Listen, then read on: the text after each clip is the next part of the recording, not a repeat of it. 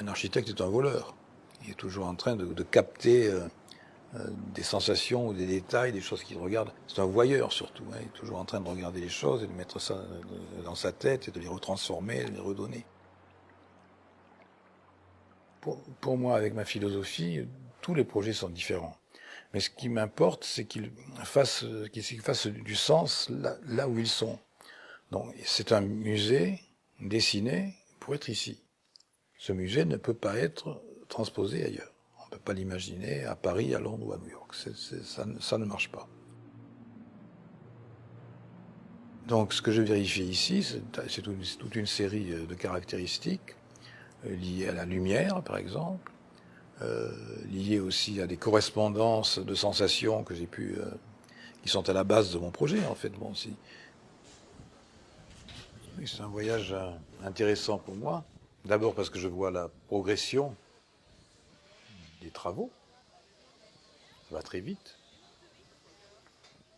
Donc ça permet de vérifier un certain nombre de présuppositions sur l'échelle, sur la dimension, sur les niveaux. On voit progressivement la chose qui arrive, un peu comme une photographie qu'on trempe dans un bain et qui se révèle progressivement, comme ça. Donc on commence à voir quelque chose qui est la base du projet, qui, elle, se construit définitivement. Et à côté de cela, on a ce qu'on appelle des prototypes en français, mais des mock-ups en anglais. C'est-à-dire qu'on fait fabriquer des fragments du bâtiment qui correspondent à des points délicats ou à des points répétés. Le mock-up me donne uniquement la texture, la matière, la façon dont chacun de ces volumes, qui correspondent effectivement souvent à une salle d'exposition, je peux vérifier la façon dont cela est construit, ce qui est très important, parce que j'ai des problèmes très précis, qui sont ceux en particulier du contrôle de la lumière.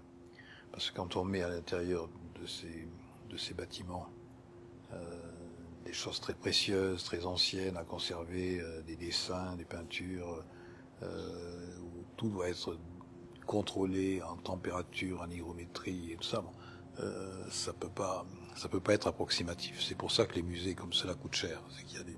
Non, le dôme est effectivement l'objet sûrement le plus délicat à fabriquer. C'est un dôme de 180 mètres de diamètre, qui est fabriqué en fait comme deux dômes. Un qui est à l'extérieur, après il y a une grande structure qui fait 5 mètres d'épaisseur, et en dessous il y a un deuxième dôme. Et la structure est prise entre les deux.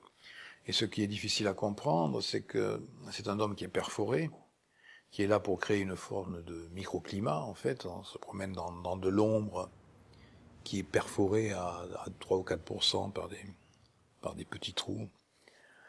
Mais ces petits trous, c'est pas comme une passoire, c'est pas un trou et il y a la lumière à travers. Pour que la lumière arrive, il faut qu'elle franchisse 4 filtres d'abord et 4 filtres après. Donc, à un moment, le soleil passe à travers 2 trous, puis il est bloqué par le 3e. Mais à un moment, le soleil tourne et il commence à apparaître, ce qui donne des taches de lumière qui apparaissent, qui disparaissent, qui grossissent, donc un effet cinétique.